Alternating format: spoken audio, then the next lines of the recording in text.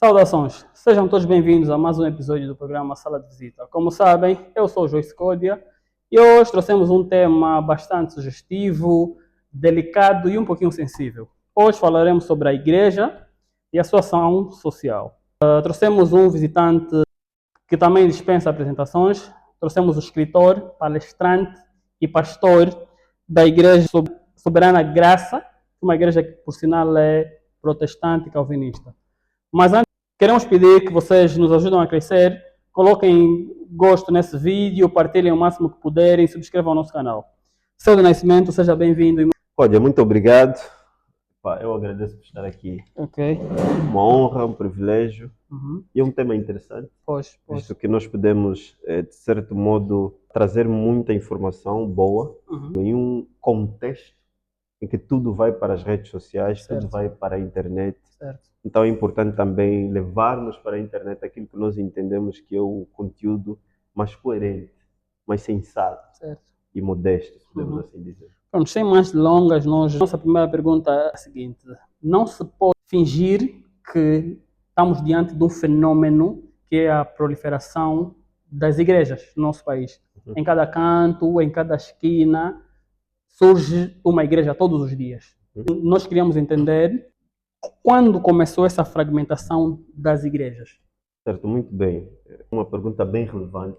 Nós falamos de igrejas, nós precisamos fazer uma avaliação histórica do pressuposto de igreja. A ideia de igreja, ela surge, obviamente, do Novo Testamento, quando Jesus, depois de reunir os discípulos em Atos, no capítulo 1, capítulo 2, o texto vai nos falar de quando Jesus pede para os discípulos concentrarem-se num lugar e esperarem que o Espírito Santo desça. E quando Jesus soube, ele dá uma missão aos discípulos, que é de falarem dele para o mundo todo, que é a grande comissão que ele havia dado lá em Mateus, nos últimos capítulos. É aí que os discípulos começam a espalhar o evangelho. Os discípulos foram perseguidos. Os primeiros anos de vida da igreja cristã foram anos turbulentos, anos de dor, anos de morte. Então os discípulos viveram mortes terríveis. E depois surge a tão conhecida Igreja Católica. Ok. Hoje chamamos de Igreja Católica, mas é a Igreja Católica Romana. Não? Ok. A Igreja Católica Romana, ela surge... Alguma diferença? Eu vou explicar. A Igreja Católica Romana, ela surge do terminar de uma perseguição violenta do Império Romano à Igreja de Cristo. Ok. O Império Romano perseguia violentamente a Igreja de Cristo. Foram começando a surgir imperadores diferentes. Houve um imperador cruel, Nero, na altura ainda dos apóstolos, que perseguia violentamente os discípulos. Com o passar dos anos, foram surgindo outros imperadores também com o fraquejar do próprio império, e surgiu o imperador Constantino. Ok. É no imperador Constantino, então, que a igreja para definitivamente de ser perseguida. Constantino fez um voto para que, se ele vencesse uma guerra contra o outro imperador, então ele se tornaria cristão. Se ele ficou cristão ou não, não vem muito em causa aqui, mas o facto é esse. Depois de Constantino vencer essa guerra, é que a igreja deixa de ser perseguida e Constantino baixa um decreto para que a igreja se torne a igreja oficial do Estado. Ok. É aí que então surge a Igreja Católica Romana, que ela não subscreveu-se plenamente nas Santas Escrituras, mas muitos vieram trazendo muitas coisas daquilo que eles adoravam antes, quando a igreja era perseguida. É daí que surge esse termo Igreja Católica Romana. Romana porque pertencia ao Império Romano. Ok. A diferença de Igreja Católica Romana e a Igreja Católica atual é que a Igreja Católica é uma igreja como fora nessas épocas anteriores. A Igreja Católica que nós temos nos dias de hoje, ela se reformou depois da Reforma Protestante. Ok. Depois daquelas manifestações que fez Martinho Lutero, e aqui eu já estou a começar a trazer a primeira divisão que se dá entre a Igreja Católica e o primeiro grupo oficial. Né? Antigamente eram chamados de protestantes, foram primeiramente chamados de protestantes. Ok. Esse grupo que já vinha protestar muito cedo, não eram irmãos que queriam se desligar da igreja, eram pessoas que estavam na igreja e protestavam contra entendimentos que eles tinham que a igreja estava a se perder. A liderança da igreja, na pessoa do Papa, expulsou eles. Eles não eram pessoas que queriam sair da igreja. Eram pessoas que olhavam para a Santa Igreja como uma igreja que estava ali. São pessoas encabeçadas por Martinho Lutero?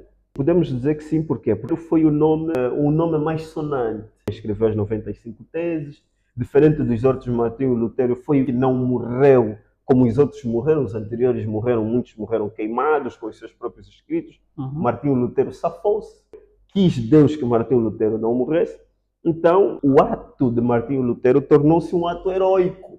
Daí esse peso, mas não podemos pensar que Martinho Lutero era o único. Haviam outros, havia Zwinglio, na Suíça, por exemplo, os lados da França que também já fazia esses escritos e essas críticas abertas à igreja. Então surge essa divisão e o grupo de protestantes foi um grupo muito grande. Porque era uma altura, veja só que os membros da igreja, eles não liam a Bíblia como nós. Não havia acesso às Sagradas Escrituras porque sequer havia Bíblia nas línguas fora do latim, do grego e do hebraico. Os textos estavam escritos nessas línguas. Haviam alguns textos, trechos, mas dados a autoridades claras, como reis. Lutero foi aí que começaram a surgir as primeiras traduções. Martinho Lutero, por exemplo, traduziu a Bíblia para alemão, para permitir. Então, naquela altura, se os líderes religiosos quisessem que os crentes enverdassem por uma conduta que lhes favorecesse, mesmo que não fosse bíblica, seria mais fácil fazer isso, porque as pessoas não tinham acesso à Bíblia. Com certeza, e era justamente isso que estava a acontecer. Por exemplo, uma das maiores críticas que Martinho Lutero fez, que tem a ver com as indulgências, tem mesmo a ver com um desvio grave teológico. Veja aqui aquilo que se dizia, se você tem um parente que faleceu e você quer salvar a alma dele, você paga para que ele se salve. Pudesse ter uma vida totalmente contrária aos ensinamentos bíblicos, mas se eu tivesse poder financeiro, pago à igreja ou líder religioso e meu... Certamente. Exatamente. Então, esse era um dos desvios. O outro que Martinho Lutero contestou muito era a autoridade papal. O Papa tinha autoridade final, até hoje é assim na Igreja Católica, o Papa tinha autoridade final. A maioria das teses, a tradição da Igreja superiorizava-se às Santas Escrituras. Então, eram muitas críticas que Martinho Lutero fez. Para se ver que Martinho Lutero não era um louco necessariamente, como é acusado por muitos, é que a Igreja Católica, das 95 teses, a Igreja Católica considerou. Tanto que a própria Igreja Católica reformou-se, aceitando e corrigindo algumas coisas que estavam lá nas críticas de Lutero, que eram sensatas. Então, é daí que surge essa daí tivemos as igrejas batistas, metodistas. Isso. Exatamente. Até temos as que temos hoje, as que dos nossos bairros. Aí esses protestantes, na altura, foram chamados de reformados. Existiam os pré-reformadores que morreram e não conseguiram a reforma, e existiam os reformados. Viveram a fase da reforma propriamente dita. Exatamente. A linha de entendimento que eles tinham é a mesma linha que nós temos. Nós que nos chamamos calvinistas, é a mesma linha que nós temos. Vamos falar disso um pouco mais lá para frente. Tá bom. Então, só para finalizar com a divisão, né? E as igrejas eram espalhadas em cada país. O surgimento de igrejas era de acordo ao país que estavam. Por exemplo, na Escócia surge a igreja presbiteriana, uma igreja muito antiga, dos anos 1500, 1600. Uma igreja batista é uma igreja muito antiga. Mas atenção, a batista hoje está completamente dividida, não é a mesma coisa? Sim. Você encontra uma batista que crê numa coisa e outra batista que crê noutra coisa. Mas a Batista é uma igreja muito antiga, uma igreja histórica. Não podemos olhar para a igreja Batista como olhamos para outras igrejas que têm, se calhar, 100 anos, 200 anos. Eu, por sinal, sou batista. Por acaso. Olhei para o teu olhar e lembrei-me dos teus batistas. Então, a igreja Batista também é uma igreja histórica. Depois, a igreja metodista também é uma igreja Vem histórica. com John Wesley, é isso? Exatamente, com John Wesley e o seu irmão. Veja que a igreja metodista tem uma qualidade notável que tem a ver com os cânticos. Os cânticos é por causa do irmão de John Wesley. O Wesley era o evangelista, o irmão dele era aquele cara dotado nos cânticos. E falo porque da metodista, porque é da metodista onde surge a proliferação das igrejas que nós hoje conhecemos como pentecostais. Foi de Wesley. Wesley, ele tinha uma teologia a nível da compreensão reformada um pouquinho desassociada, desligada. Wesley dizia que ele buscava o espiritual, buscava além do natural. Então Wesley, dentro da sua própria igreja, começou a criar alguns movimentos, ok? Esses movimentos é que depois saem da igreja. Chegamos até hoje. Exatamente, saem da igreja os movimentos pentecostais, mas esses movimentos vieram mais tarde, no final dos anos 1800 aos anos 1900. Quer dizer que dos anos 1500 e tal até os anos 1800, a igreja era firme no fundamento da reforma, eram igrejas calvinistas. Todas elas? Eram igrejas calvinistas, todas elas eram igrejas calvinistas. O arminianismo surge exatamente com... Vamos chegar aí, vamos chegar lá. Vamos chegar Pronto, lá, é por aí, é por aí. A geração de pregadores mais antiga tem um posicionamento meio que tradicional sobre questões ligadas à vestimenta. Já a geração mais nova de pregadores ou pastores alegam que a mensagem é mais importante do que o visual ou do que o pregador, no caso. O pregador em si não conta muito. Por isso é que nós hoje conseguimos assistir pastores com tatuagens, pastores com brincos, piercings, temos pastores até a pregarem de calção. Qual dessas duas visões nós podemos seguir? Veja bem, para dizer que há muitos excessos, nós precisamos entender como é que surgem essas vestimentas. Elas não surgem de forma isolada, elas surgem dentro de um movimento.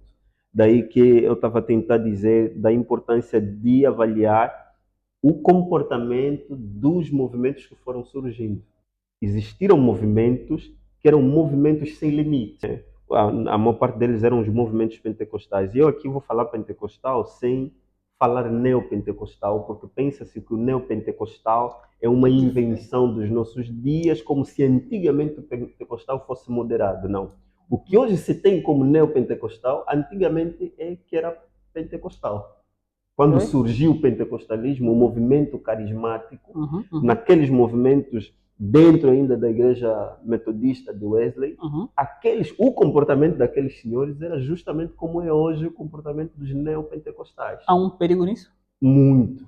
Porque ele excede-se e não se limita nas Sagradas Escrituras. Então, vamos voltar sobre a questão da diferença entre a geração antiga sim, e a exatamente. E a então, nova. o que acontece é o seguinte. Nós estamos aqui, eu, por exemplo, nesse vídeo eu podia estar como tu estás vestido. Eu estou mal vestido? Não estás mal vestido. Estás vestido de uma forma tranquila, se eu podia assim usar o termo, e não necessariamente como é o a rigor, como se fala. Eu não tenho necessidade. Olha, por acaso eu pensei no pastor Selder como um pastor jovem, então achei que a conversa seria um pouco menos formal. Exatamente. Então... Pois, eu gosto da vestimenta clássica. Então... Mas isso é um gosto pessoal? É um gosto pessoal. Ou uma imposição? Não. Do cargo que tem? Ou a fé cristã nos impõe a isso? Não, de maneira nenhuma. É algo pessoal. Eu gosto das coisas clássicas, da vestimenta clássica. Eu gosto, é uma questão pessoal. Eu podia estar, como já disse, de t-shirt aqui, desde que eu não estivesse a escandalizar. Ou seja, desde que eu não saísse do moderado, mas tem um termo que eu daqui a pouco se calhar vou me lembrar, que Paulo fala a Timóteo, modéstia, exatamente, desde que eu não saia da modéstia, porque o que é a modéstia? É alguma coisa que não expõe, tu não estás exposto, então eu podia estar de forma normal quando tu estás agora. Há lugares propícios para se estar de determinadas formas, que são de certo modo regras que nós próprios, ao passar tempo, fomos colocando. Então, há formas que não faz sentido você estar vestido daquela forma no púlpito, em um lugar em que você precisa levar um discurso com uma visão, digamos, mais séria, se posso assim dizer, porque manifesta uma certa irreverência. Estás a ser irreverente à situação, ao momento, e não é adequado. Isso não é uma questão de regra, mas é uma questão de coerência, sobriedade, maturidade. Então, alguns tentam alcançar várias pessoas e querem fazer isso através das vestimentas. Isso diminui o poder da mensagem? É justamente isso que eu ia falar. Só que essas pessoas pensam, se esquecem, na verdade, que o poder do alcance de almas de pessoas está na palavra. Não está na forma como eu vou me vestir, não está na minha eloquência. Ok. Por isso é que eu disse. Se for na praia... Sim, por Uma exemplo, tu atividade podes ir de sim, calção. sim, na praia, numa atividade É só tu estares sempre Uhum. decente. Ok.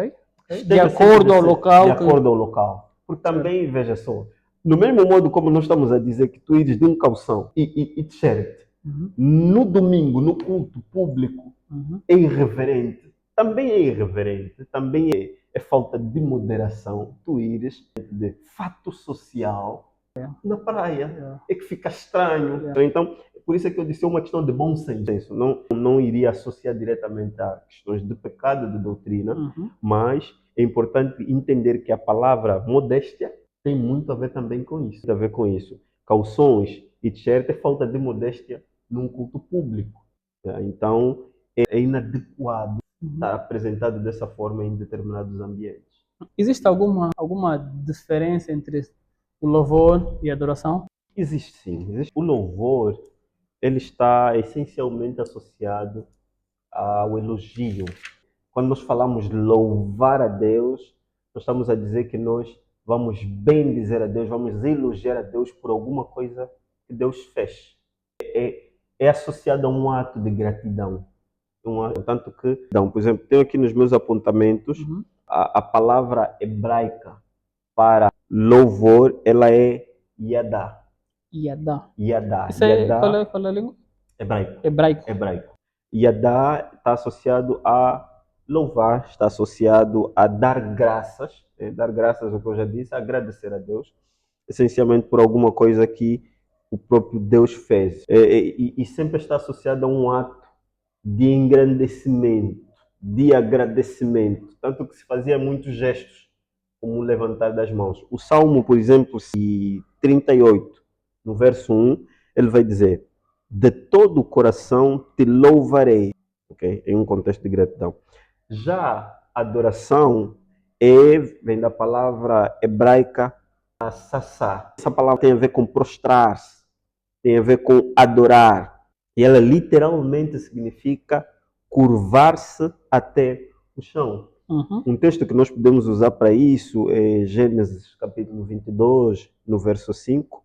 Era justamente Abraão a falar, a adorar a Deus com o seu filho Isaac, que ele estava a fazer um sacrifício para o filho. Deus lhe pediu o filho e ele estava a fazer um sacrifício, mas ele estava a dizer que ele e o filho iriam adorar. Aquilo não era um ato de necessariamente agradecer a Deus, mas era um ato de adorar a Deus por conta daquilo que o próprio Deus é. Então, a adoração tem a ver com as características de Deus. Nós adoramos a Deus por conta daquilo que Ele é, Deus. Nós louvamos a Deus por conta daquilo que Ele fez. No Novo Testamento, já no grego, a palavra para louvor, que é equivalente à palavra hebraica yadá, é o aineo, que é a palavra grega, que tem a ver então com uma celebração. Tem a ver com louvar, tem a ver com exaltar, tem a ver com celebração pública. Por exemplo, um texto é o de Lucas, capítulo 2, o versículo 13. Então aqui o texto em grego usa esse termo aineo. Celebração pública não é necessariamente um ato de adoração. Porque para os judeus e para os primeiros cristãos, quando se falava em adoração, naturalmente eles prostravam-se. A adoração ela está sempre associada à divindade de Deus. Quando um dos discípulos reconhece que Jesus Cristo é Deus, ele o que fez? Adorou. Prostrou-se em reconhecimento da divindade, em reconhecimento daquilo que ele é, que é justamente da palavra grega proskneo. É daí que surge a própria palavra prostrar-se.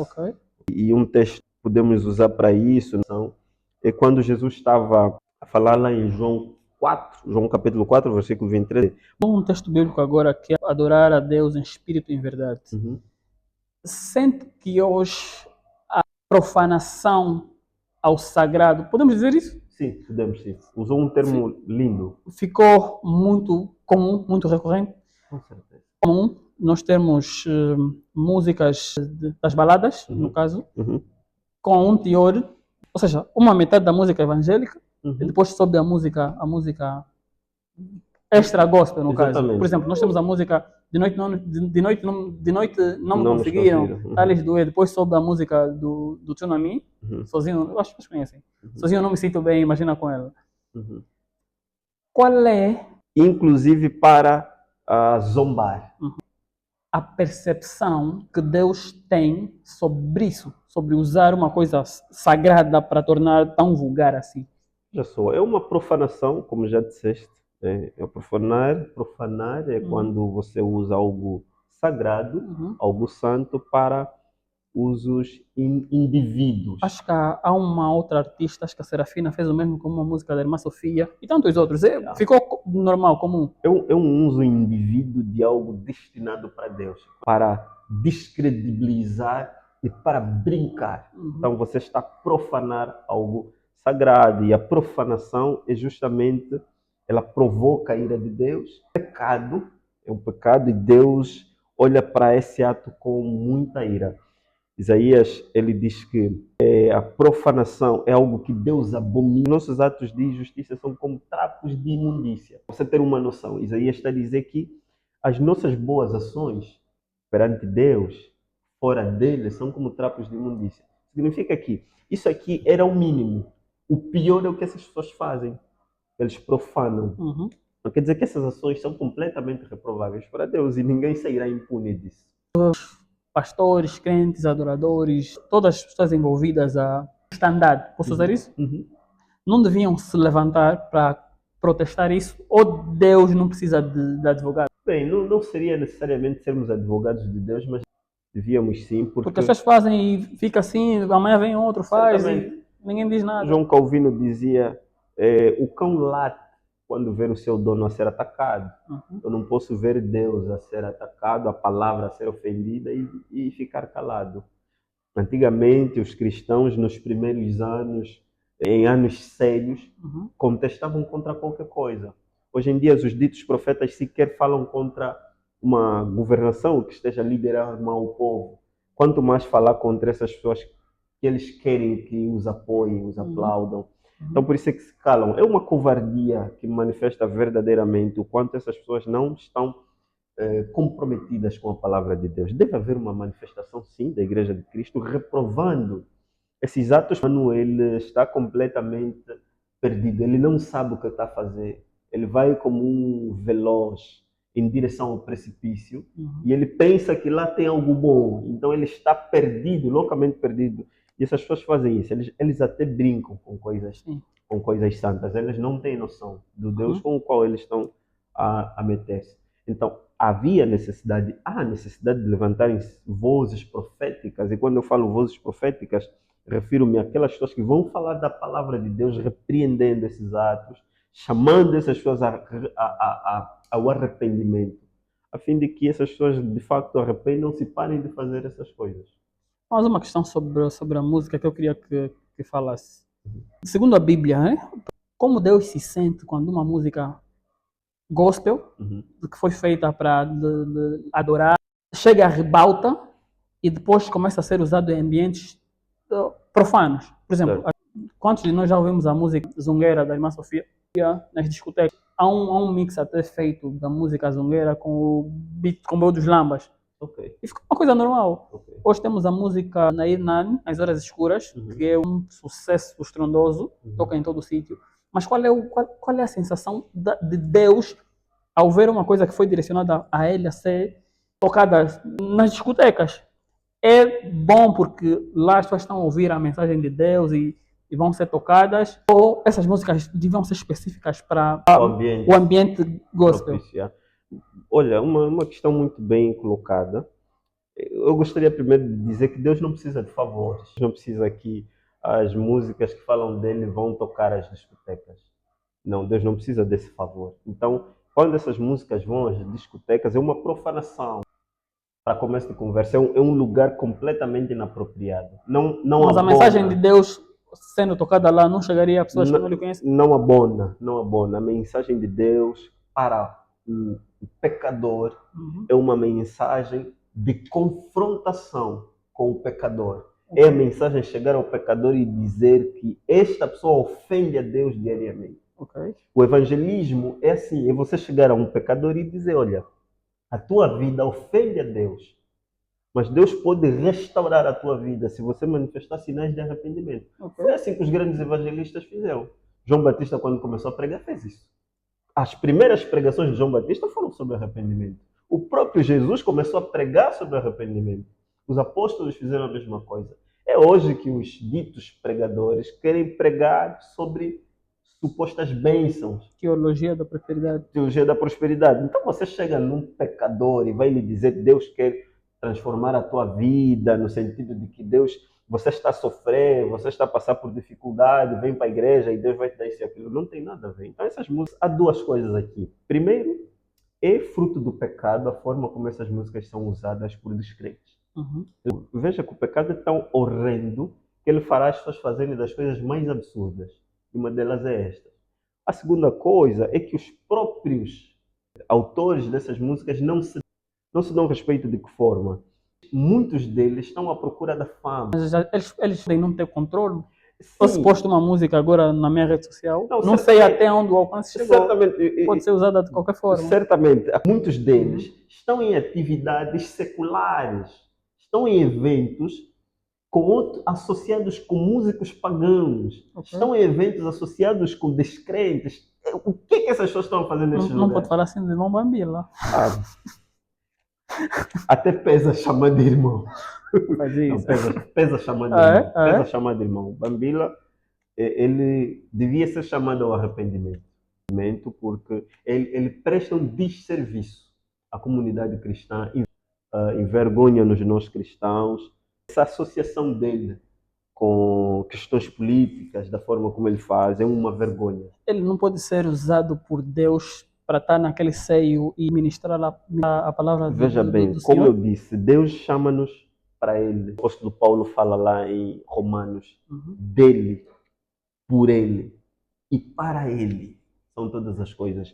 Então, quando Deus quer levar a sua palavra para um governante, para uma autoridade, Deus vai fazê-lo em sinal de arrependimento, não em sinal de bajulação.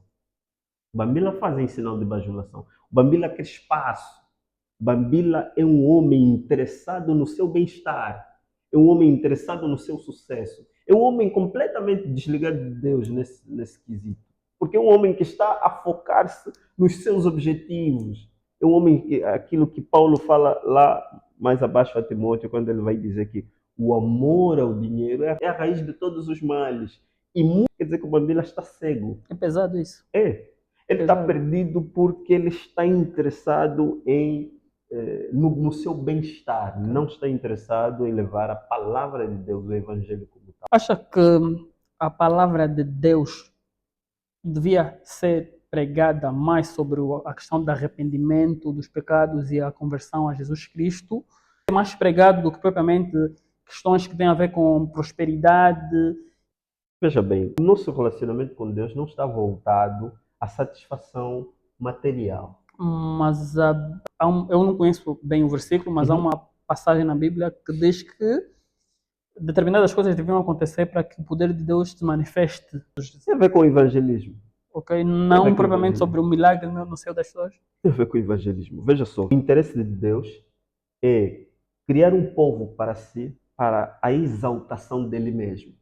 Ou seja, o povo de Deus é chamado para fazer o que é agradável a Deus. Uhum. Esse é o primeiro ponto. Deus não chama pessoas para serem ricas. Esse não é o propósito de Deus, não é te dar riqueza. Para esse A trabalho própria é- Escritura deixa muito clara que riqueza é fruto do trabalho. Ok? A riqueza é fruto do trabalho ou herança dos pais. Ou vem de um ou vem de outro lugar. Além disso, é enganação. Então, sempre que aparece alguém a prometer riquezas nas pessoas usando a Bíblia, já é uma premissa completamente errada, porque Deus não faz promessas às pessoas. O que Deus, na verdade, quer é mudar o coração das pessoas, salvar vidas, salvar indivíduos de uma vida totalmente perdida, totalmente pecaminosa. Então, o que acontece? É verdade que haverão e existem cristãos com posses, com muitas posses. Cristãos esses que se tornaram... Fruto do trabalho ou fruto das bênçãos de Deus? Assim, bênção, quando falamos de bênção, bênção não é Ou exatamente... seja, necessariamente material? Não é necessariamente material. Não é necessariamente material. A Mas Bíblia, Deus pode fazer isso. com certeza. Deus é dono de tudo. E Ele pode te dar todos os meios necessários. Mas é importante entender, que eu quero aqui clarificar, que o propósito de Deus com as pessoas não é fazê-las ricas. Okay? A riqueza, o bem material, é efetivamente fruto de um propósito de Deus para uma questão particular. Deus pode não ter necessidade de te fazer rico. Ok? Porque o propósito de Deus não é que você esteja associado ao dinheiro. João Batista, por exemplo, não foi um homem rico, morreu mal, morreu miserável. O apóstolo Paulo não foi um homem rico, morreu mal, miserável. Os outros apóstolos também não foram ricos. E os apóstolos, os da teologia da prosperidade, eles falam que quanto mais intimidade com Deus, mais riqueza você terá. Ok, O ok. apóstolo Paulo é o homem mais íntimo de Deus que eu conheci depois do nosso Senhor Jesus Cristo. Não foi um homem rico. Na altura de Paulo existiam barcos. Paulo não tinha barco. Uhum. Na altura de Paulo existiam carros que o que nós hoje chamamos de carro eram carroças Sim, e cavalos. Paulo não tinha. Depois vem essa ideia de que você não alcançou aquilo porque a tua fé não foi suficiente Exatamente. para... E Paulo foi a nível de fé, a nível de compromisso com Deus. Paulo é o exemplo mais alto que nós podemos dar nos nossos dias, no Novo Testamento. Para não falarmos de Jesus porque era Deus. Mas Paulo, que não é Deus, é um homem normal como nós todos, um homem comprometido. Por que Paulo não teve essas riquezas? Mas Salomão foi rico, Davi foi rico. Exatamente, Salomão foi rico, só que Salomão não era um evangelista. Davi não era um evangelista, Davi era um rei. Ok. Salomão Que era se tornou... um rei. Exatamente. Ok. A riqueza de Davi e de Salomão é fruto exatamente do facto dele ser rei por causa das várias negociações que fez, terras que ganharam com guerras. Paulo não. Paulo era um homem de Deus chamado para evangelizar, chamado para ser apóstolo, chamado para levar o evangelho. São vidas completamente diferentes.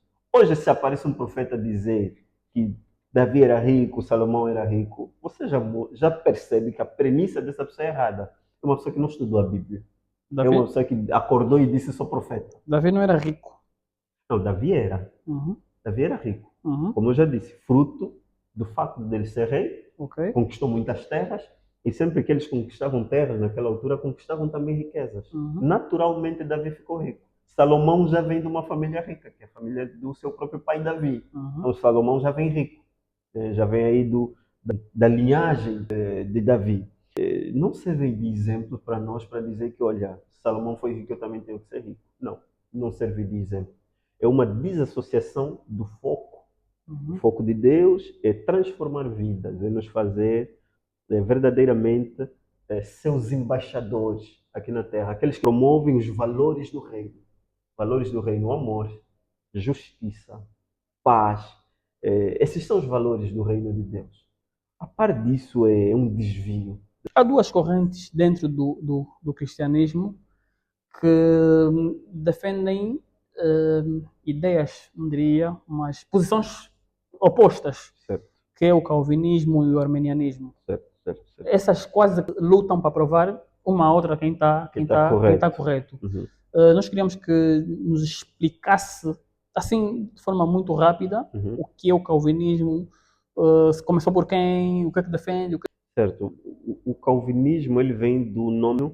João Calvino foi um teólogo francês, um cristão na altura da Reforma.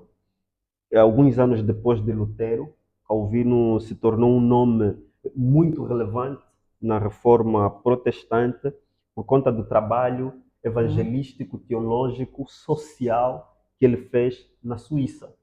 Okay? Então, daí, toda aquela pessoa que era defensor das ideias de Calvino, da sistematização que Calvino fez com a soberania de Deus, falou muito da nossa natureza caída, da graça de Deus.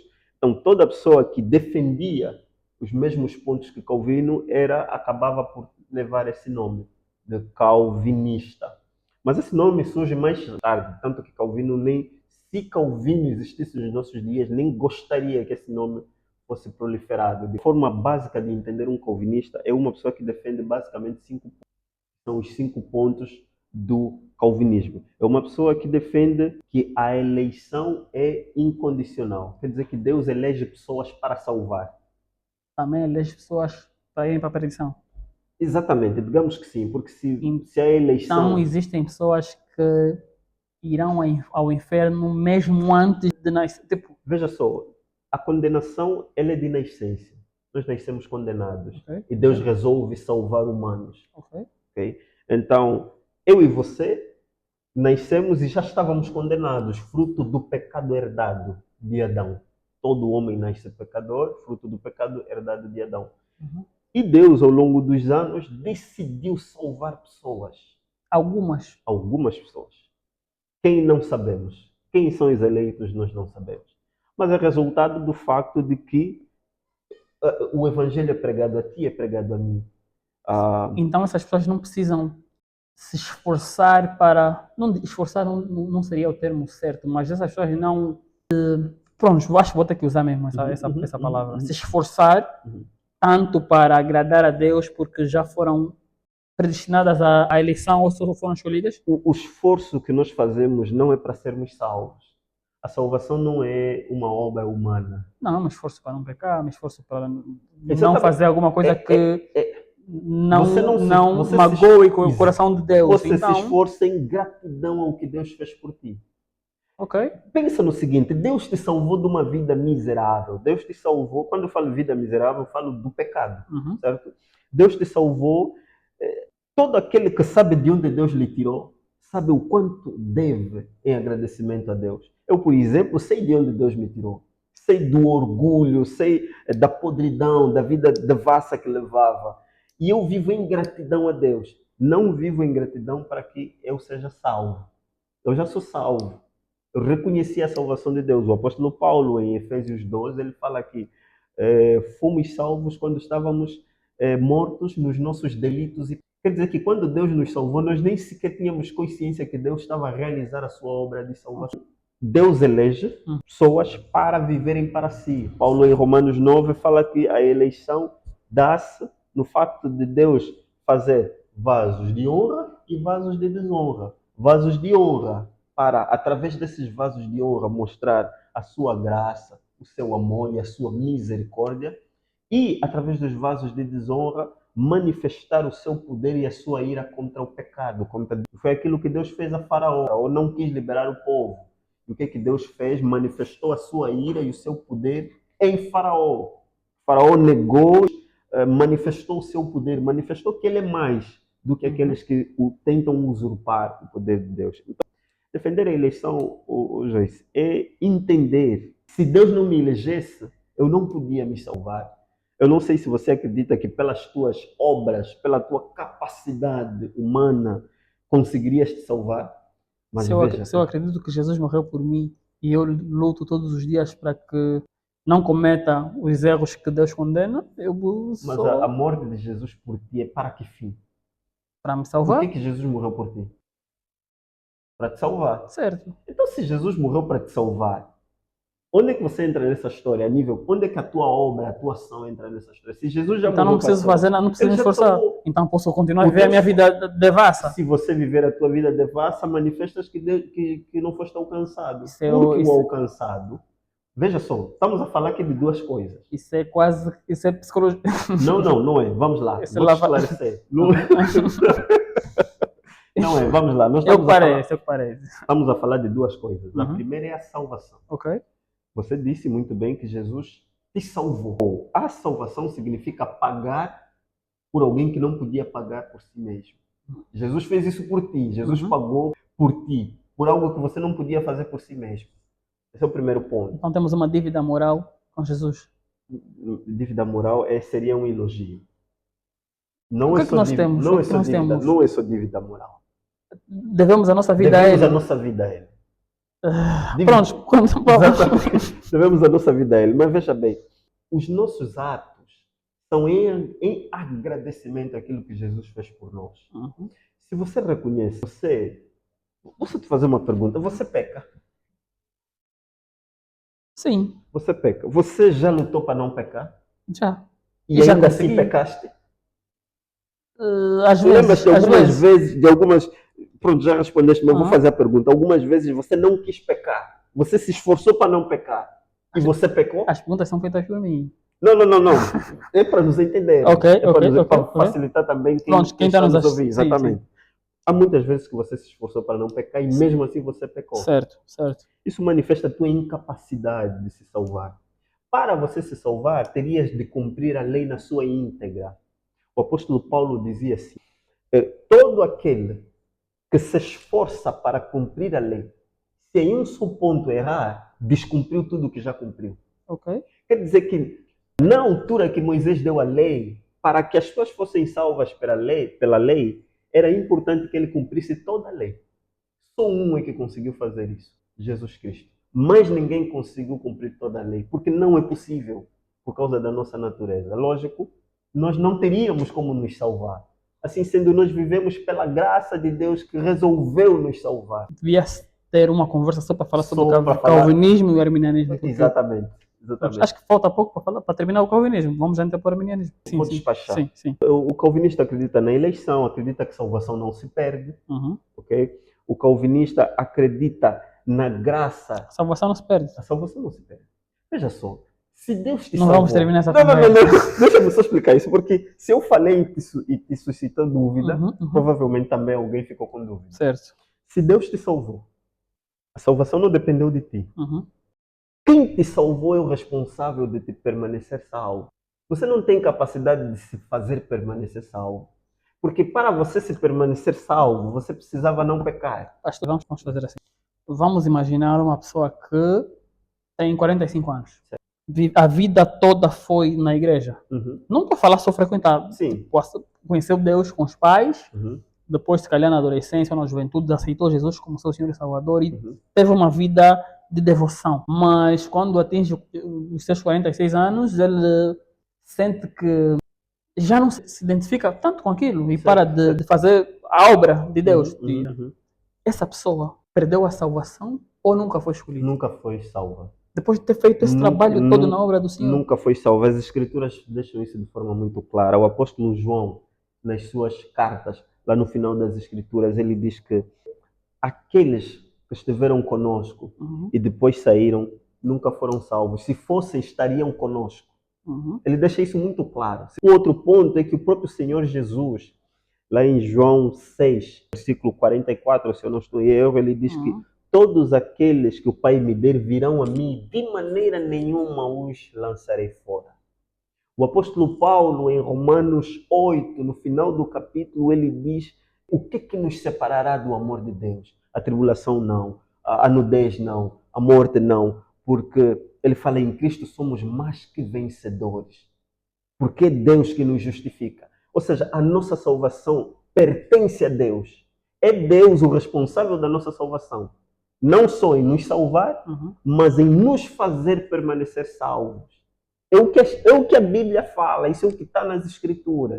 Não é uma invenção humana, a Bíblia está repleta de Eu estou a ter muitas outras perguntas, mas temos que terminar. Prontos.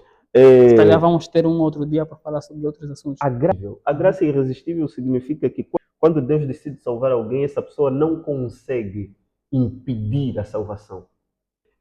Se o Espírito Santo, Jesus fala aqui, o Espírito Santo virá e convencerá o homem do seu pecado. Convencer o homem do seu pecado, na expressão grega usada nas Escrituras, significa fazer essa pessoa racionalmente entender a sua natureza e aceitar a Cristo. Uma pessoa que viveu 45 anos na igreja ou vivendo de acordo à fé cristã e depois decide largar, não foi convencida?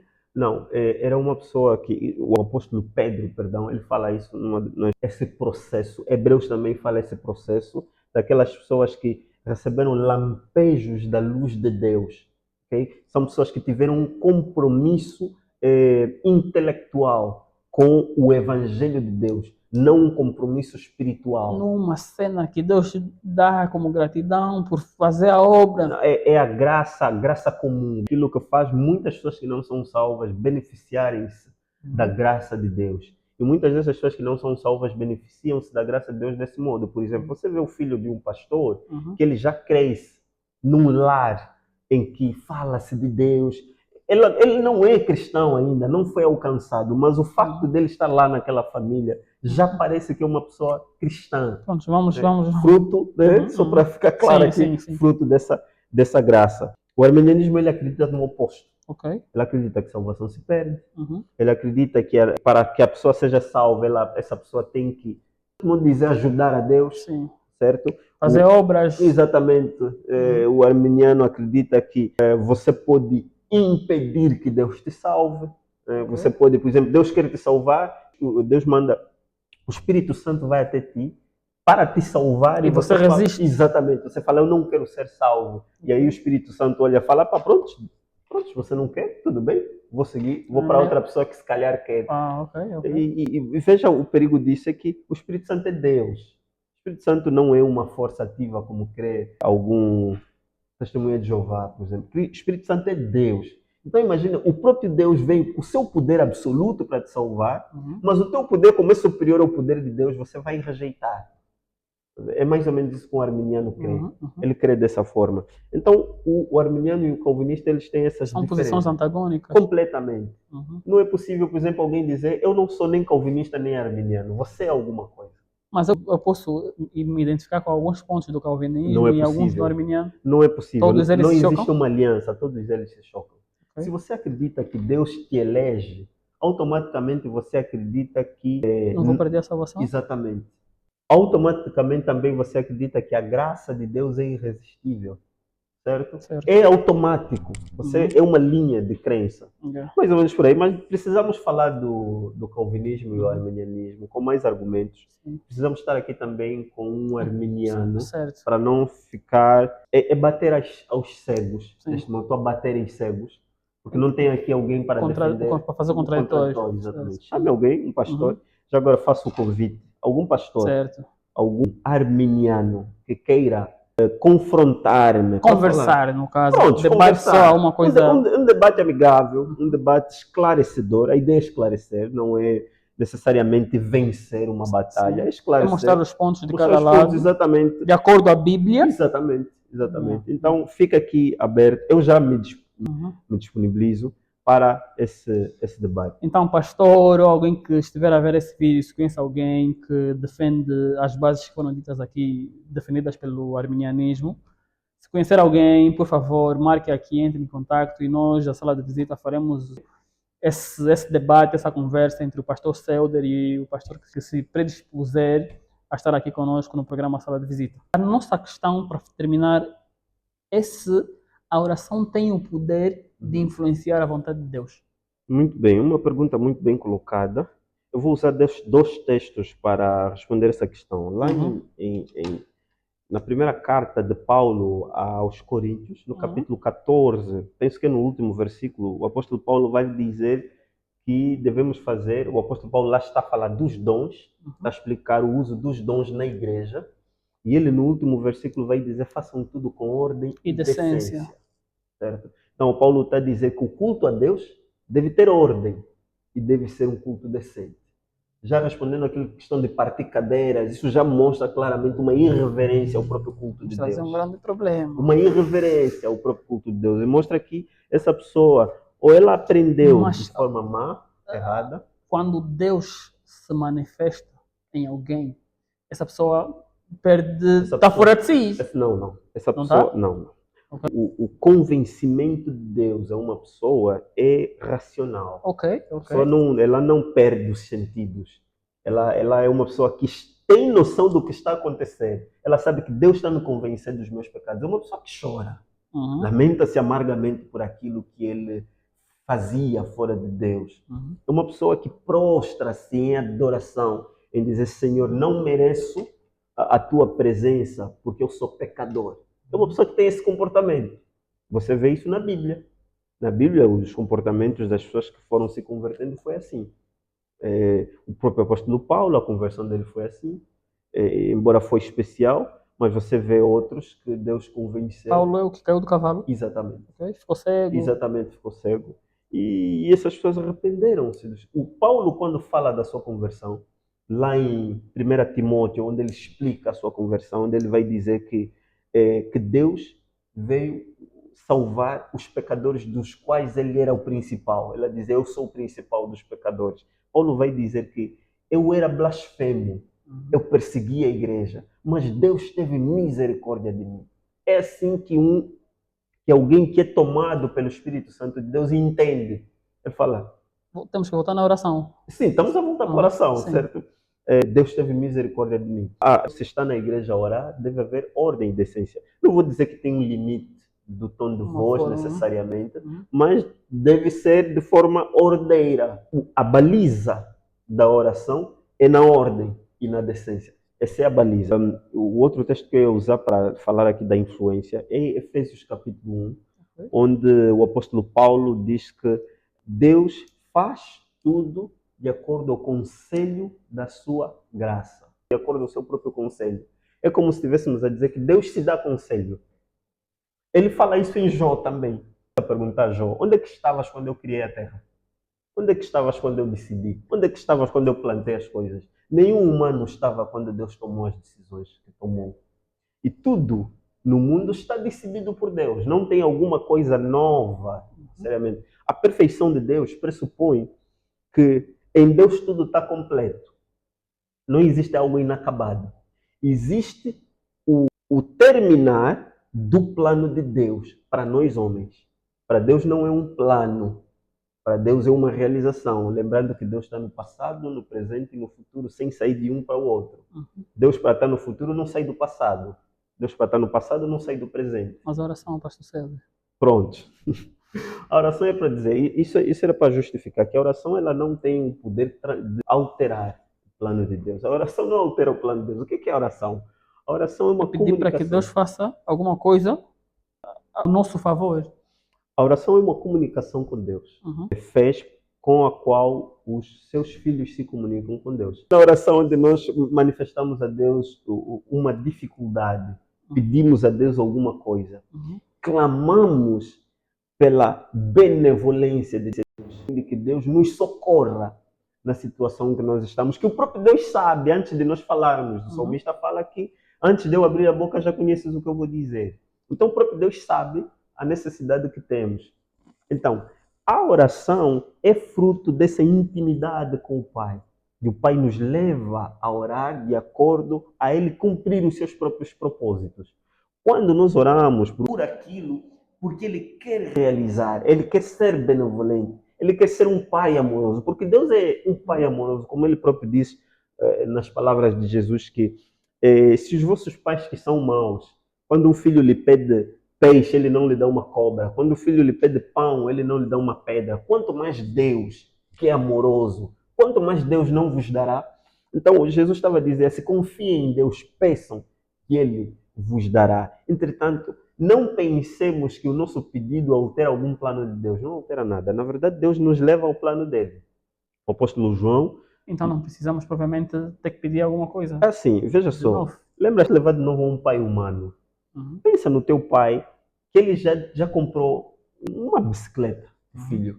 Ele já comprou a bicicleta. Ele fala no filho, se você fizer isso, eu vou te dar aquilo.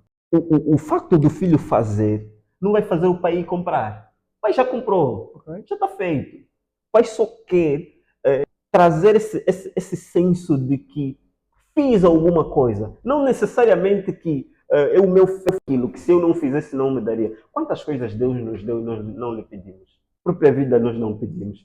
Nós não queríamos ser salvos. Importa dizer que ninguém orou para ser salvo em si mesmo. Ok? Deus nos salvou quando estávamos mortos nos nossos delitos e pecados. Não estávamos a orar, a pedir, Senhor, por favor, me salve. Não estávamos a orar. Quando Deus realizou a nossa salvação, nós estávamos perdidos. Quando começamos a orar para que Deus nos salvasse, Deus já tinha feito esse trabalho da nossa salvação. Ok? Quer dizer que quando Deus realiza um feito, quando Deus realiza uma oração, é uma oração que o próprio Deus colocou no nosso coração. Já estava nos planos de Deus. Exatamente, já estava nos planos de Deus. Temos que entender que não é a oração que é Deus.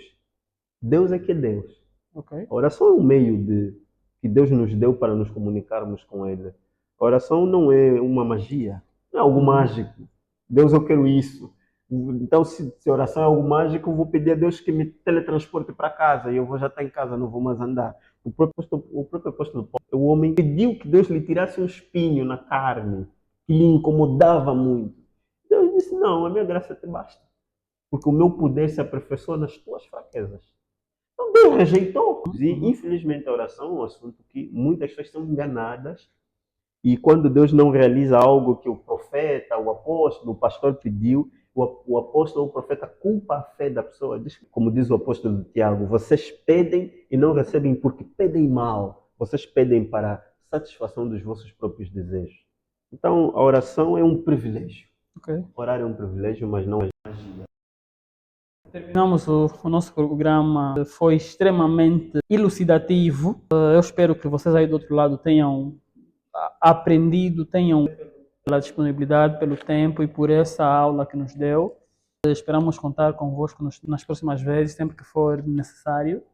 Então, queremos pedir que diga alguma coisa. Onde está a igreja também? Bom que se diga. Pois é, muito bem. Estou antes grato por estar aqui. Não foi, obviamente, um tempo suficiente para falarmos de tudo, percebemos isso, mas sempre que haver essa disponibilidade, elucidarmos novamente sobre alguns temas. A nossa igreja ela está junto à Igreja Adventista do Sétimo Dia. Okay. É isso, qualquer coisa, podem nos seguir nas redes sociais, Céu do Nascimento, Facebook, Instagram, TikTok. O livro. Eu sou autor de um livro com o nome Corações Quebrantados, onde penso que a próxima vez precisamos trazer. Disponíveis? As cópias estão a ser feitas. Nesse momento que te falo, feitos novos exemplares. Ok. Então, teremos a qualquer altura. Ajudem-nos a crescer, inscrevam-se no canal, sigam as nossas redes sociais, Sala de Visita em todas as redes sociais.